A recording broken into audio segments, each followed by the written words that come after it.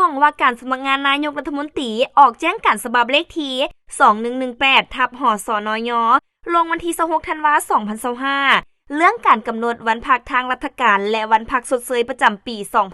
2026ห้องว่าการสมัครงานนายกรัฐมนตรีขอถือเป็นเกียรติแจ้งการตกลงของท่านนายกรัฐมนตรีมายังท่านทราบว่า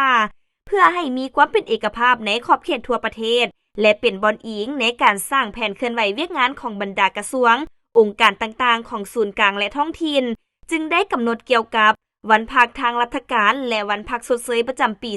2026ซึ่งมีรายละเอียดคือ 1. วันที่1มังกร2026พักวันปีใหม่สากลกงกับวันพฤหัส 2. วันที่8มีนา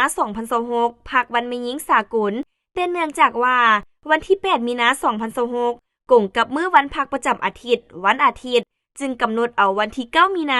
2026กงกับวันจันทร์เป็นวันพักชดเชยวันแม่หญิงสากล 3. วันที่14หาวันที่16เมษายน2026พักบุญปีใหม่ลาวกงกับวันอังคารวันพุธและวันพฤหัส